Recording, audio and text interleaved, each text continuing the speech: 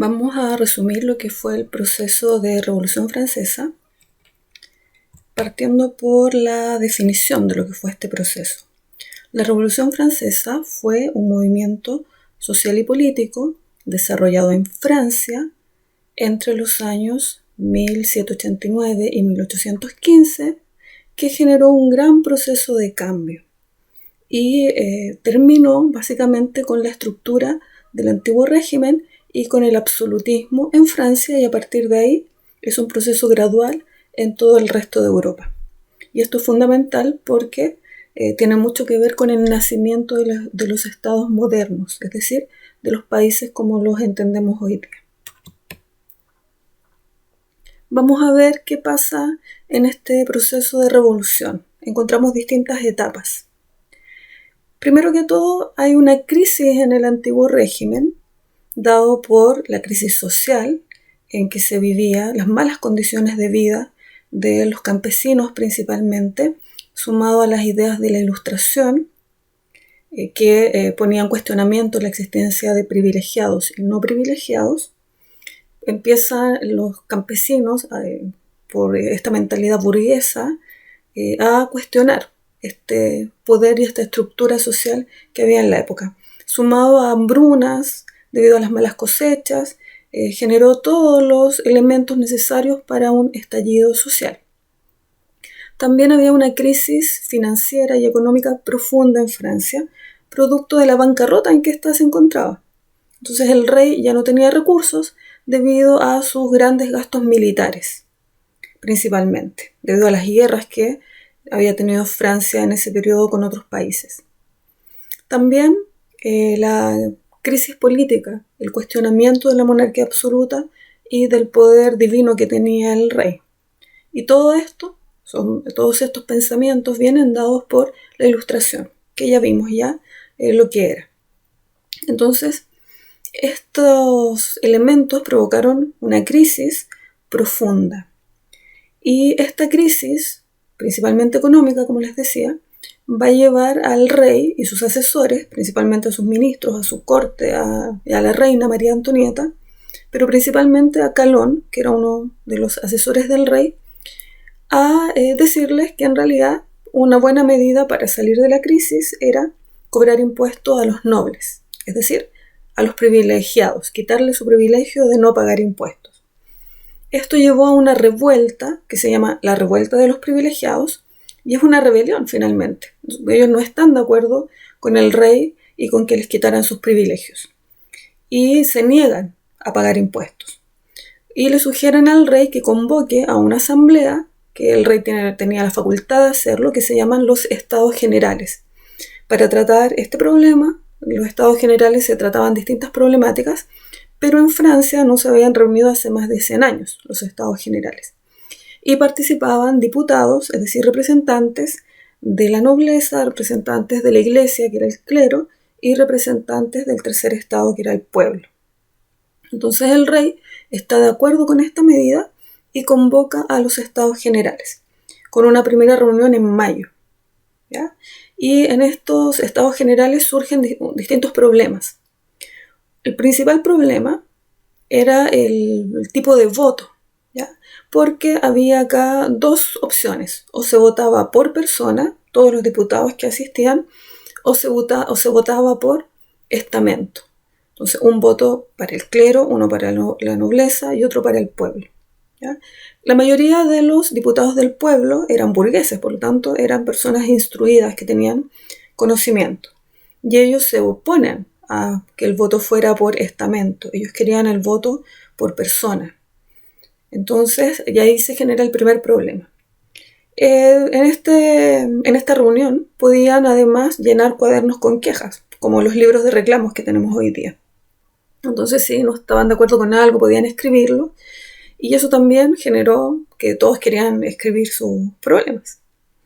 Sumado al hecho también de que las reuniones no eran de todos los estamentos juntos, sino que los estamentos estaban separados, lo que no tenía mucho sentido.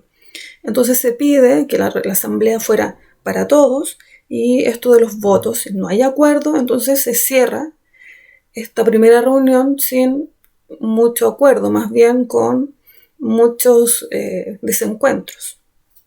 Entonces, se cita una segunda reunión donde ya los burgueses están más preparados y comienzan a exigir una constitución política y que no se van a separar como Estado general hasta que cumplan su objetivo. Y para esto logran aliarse con parte de la iglesia y también algunos nobles terminaron apoyando la causa de los burgueses y los burgueses también tratan de generar, ¿cierto? Y de integrar a los campesinos en esta causa y a todo el tercer estado, que eran los que no tenían privilegios. El rey toma algunas de estas solicitudes y en algunas está de acuerdo, pero en lo principal no se llega a acuerdo. No se llega a acuerdo en lo de los impuestos y tampoco en los votos. Entonces, frente a esta situación, ya el tercer estado, principalmente los burgueses, dicen que no se van a disolver y se conforman en Asamblea Nacional Constituyente. Ya su objetivo era terminar con la monarquía así como las conocían y que Francia tuviese una constitución política que garantizara ciertos derechos. Entonces, entre el año 1789 y 1791 se produce este proceso de asamblea constituyente que va a estar en manos de una burguesía más bien moderada y recordemos que algunas personas de los otros estamentos también van a apoyar. Entonces, el rey, cuando se da cuenta de esta situación, decide enviar las tropas a París, ¿ya? Asesorado más que nada por sus ministros. Entonces, cuando el pueblo se da cuenta que París, ¿cierto?, iba a ser invadido por estas tropas y que probablemente iban a atacar, ellos comienzan a reunir armas y deciden asaltar la fortaleza de la Bastilla, donde ahí estaba la pólvora. Ellos en un principio no tenían la intención de atacar, sino que ellos se estaban preparando frente a un ataque. Y el día 14 de julio de 1789, cuando se produce la toma de la Bastilla, bueno, las fuentes históricas dicen que en realidad hubo un malentendido que generó el primer ataque y de ahí ya la revolución fue inevitable.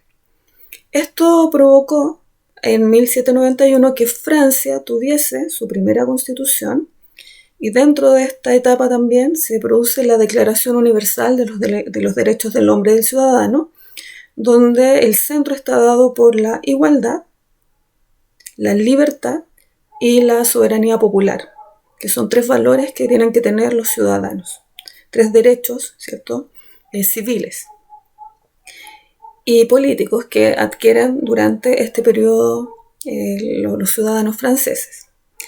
Y también se le da una constitución civil al clero, también para terminar un poco con los abusos que tenía la iglesia.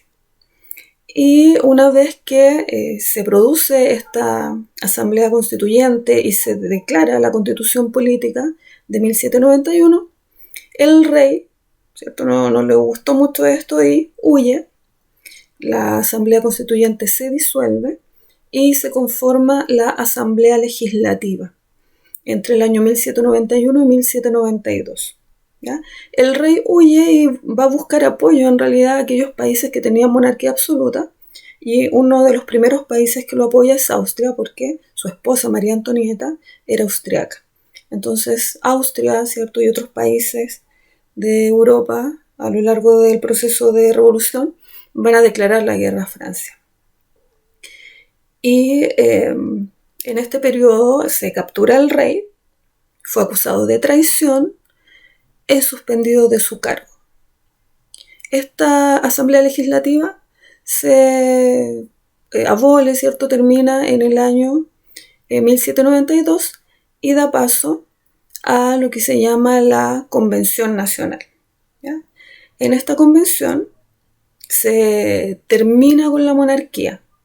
Se termina la monarquía absoluta en Francia, es decir, se abolió la monarquía, se proclama la república por primera vez en Francia y se condenó a Luis XVI a morir en la guillotina. Posteriormente algunos miembros de su familia van a correr la misma suerte. Luis XVI muere en el año 1793. Y una vez que se instaura la Convención Nacional, se produce un régimen del terror, ¿ya? Y ahí pasan a gobernar los burgueses más radicales. Surgen dos grupos, los jacobinos y los girondinos. Se enfrentan y finalmente los más radicales van a tomar el poder y van a instaurar un régimen del terror, implantado por un señor de apellido Robespierre, que limitó las libertades que tanto anhelaba Francia.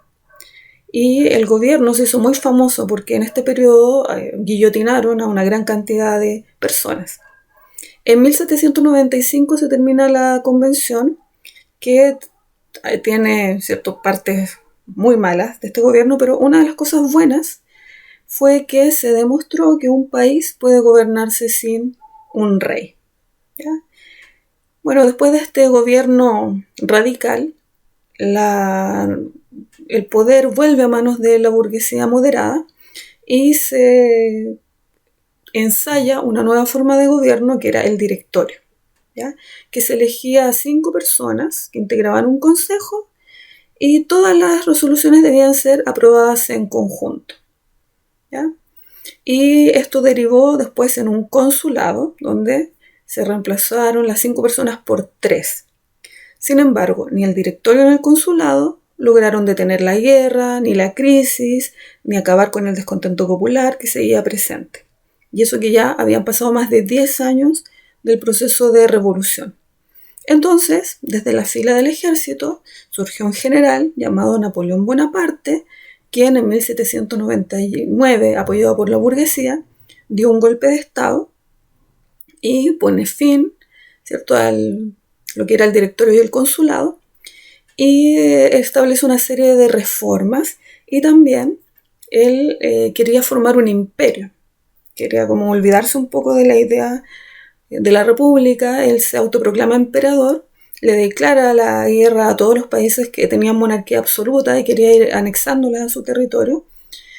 Esto tenía muchos aires de grandeza, pero dentro de las cosas buenas fue que bajo su gobierno se consolidan las instituciones políticas, económicas y sociales. Sin embargo, Napoleón es derrotado en la batalla de Waterloo y finalmente es desterrado a una isla de la cual se escapa, pero su gobierno dura 100 días y luego vuelve a ser derrotado, y de ahí ya en Francia se reinstaura lo que es la monarquía y asume Luis XVIII como rey de Francia. Pero, ¿qué va a pasar con Luis XVIII? Al cabo de 10 años, ¿cierto? No va a poder seguir gobernando, vuelve a instaurarse la república. En todo caso, cuando Luis XVIII vuelve a gobernar, ya no gobierna como monarca absoluto, sino que como una monarquía constitucional. ¿Ya? Y más o menos en esto se resume lo que fue el proceso de Revolución Francesa. Así es que espero que les haya quedado claro. Nos vemos.